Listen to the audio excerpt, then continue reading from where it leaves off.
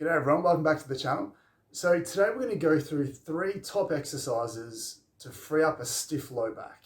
And it's really important because there's a lot of people who physically are walking around feeling like their back's stiff.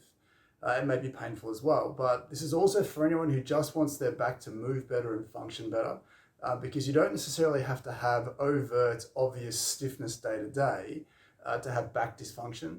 So it's really well worth your time to go through the things that we're going to go through in a second, just to see where you start and then see where you come out of this video, and hopefully moving better and feeling better long term, short and long term.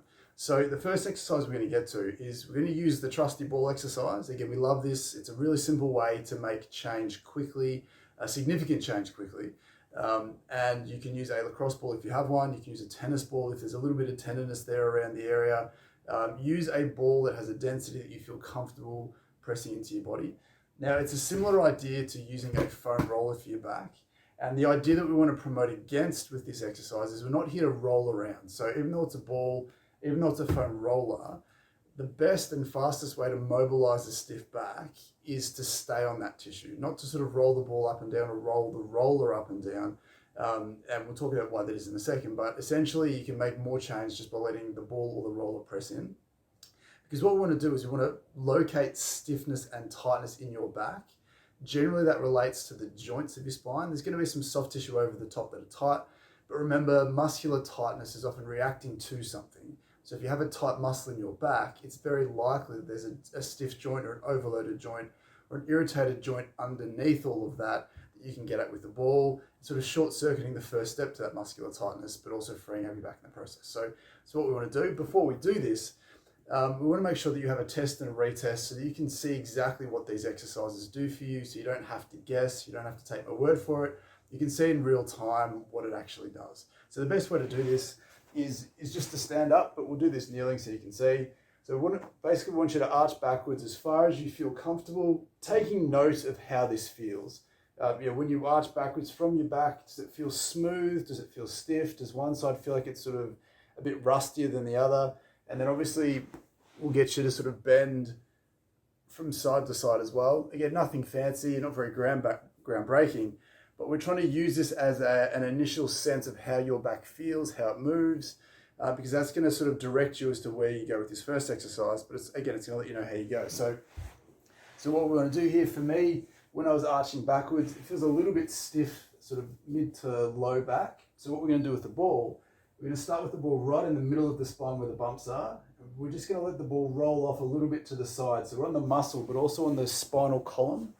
And all we're going to do is we're just going to lie down on top of that. So the ball's going in the back. We're just lying down on top of that. Again, we're not rolling up and down, but we can move the ball around so you can go up or down and off to the side a little bit more, looking for the areas that feel the most stiff or tight for you. So remember, we definitely want to respect any pain or tenderness, but we're not guided by that pain and tenderness, because what we often find is you can have an area that's painful and tender to let a ball press into, but if it doesn't feel stiff and tight, you may not necessarily need to be spending your time there.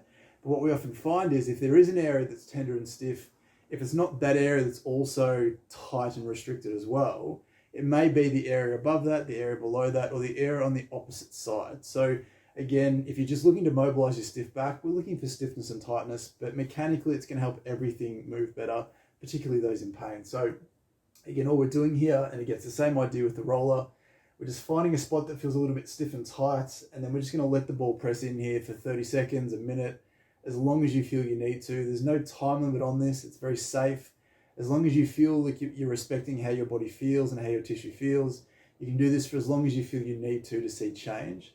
And as soon as you feel like it's given a little bit, then we want you to move the ball up a little bit further or out to the side a little bit more or down a little bit more. Go looking for the next area, so you know you're not missing anything. And then again, once you've spent a few minutes doing that, what we basically want to do again is we want to do the same movements again. So if I arch backwards again, so for me, automatically, I know exactly where my stiff and tight areas are.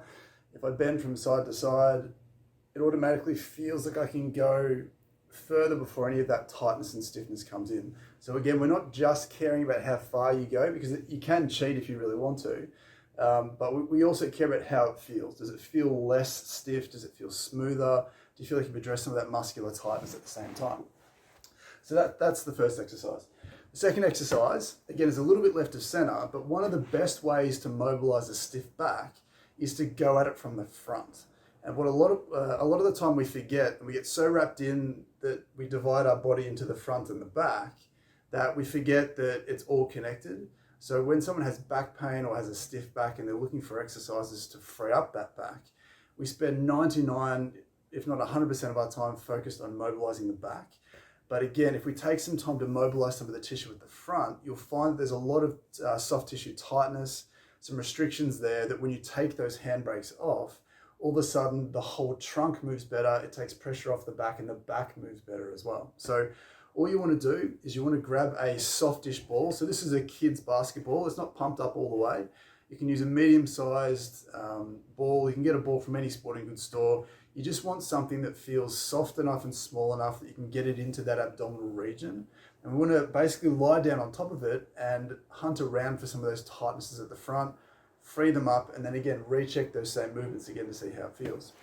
So this exercise is called the gut smash.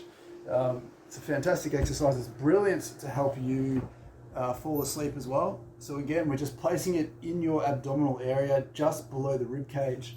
And what we want to do is we want to sort of slowly move it around until we find something that feels a little bit tight. So there's something here for me.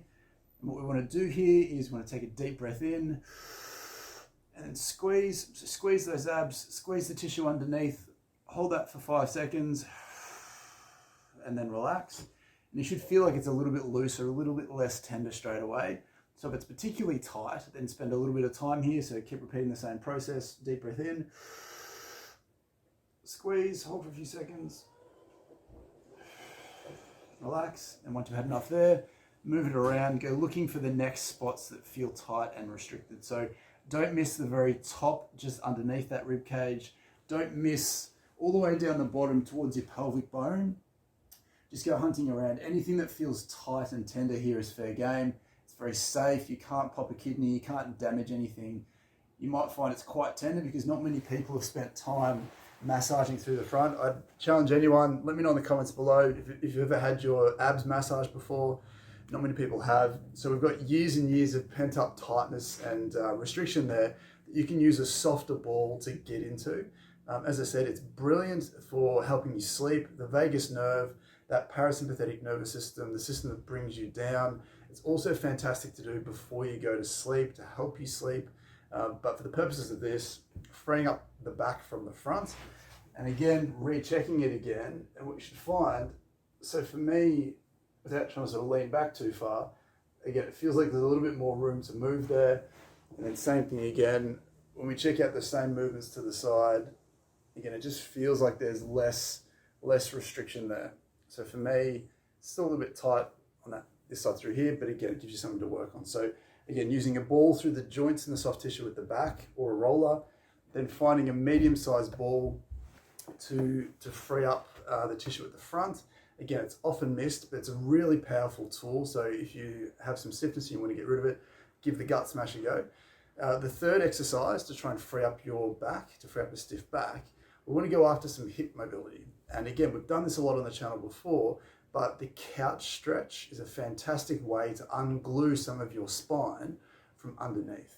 Because what we don't realize, is that some of those hip flexors that flex the hip, bend that hip, attach and anchor into the front of that lower back. So again, if you sit at a desk all day, you sit in the car all day, sit on the couch, or a combination of all of those throughout the day, it's very easy to become tight and shortened through the front of that hip.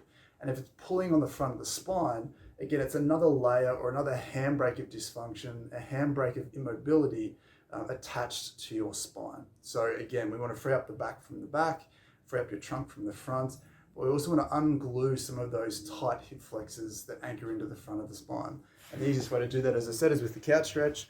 And again, I'd recommend doing this on a chair or a couch, but for the purposes of this video, we're going to do it on the ground here. So you place your back knee into the corner of your chair with your shin vertical or up against the wall as pictured. And you bring your other leg up as far as you feel comfortable. Now, there's two parts to this stretch. The first is that you want to keep your back relatively straight, so you don't have to come all the way up just yet. But leaning forwards, you might find this is already enough to open up some of that tightness at the front. But we really want to squeeze the glute at the back and press that hip to the ground. So we're pushing your hip into extension, opening up some of the tight soft tissue at the front of the hip here. And then once you've sort of hunted around here, we want to squeeze that tightness, similar to when we did the gut smash from before. Tense it up for a few seconds, and then when you relax, you might find you can go a little bit deeper than before. Once you've spent some time doing that, maybe 2 minutes aside, then we want to get you to take it to the next step, where we're keeping your back straight from your hip. We want you to extend upwards as far as you feel comfortable. And what you'll find is it'll certainly include a lot of the thigh. So if you've got some thigh tightness, this is fantastic. But you can move your hips around and you'll be able to notice there's a whole bunch of muscular tightness at the front here. If you're up nice and tall, you can lift your arm up and lean across to the other side. And you might find there's a whole bunch of tightness higher up above that hip bone, which can be some abdominal tightness, but also the hip flexor as it goes deep and anchors into the front of your spine. So again, deep breath in, squeeze, hold for a few seconds, and then relax. You might find you can go further again. Deep breath in, squeeze, tense everything up,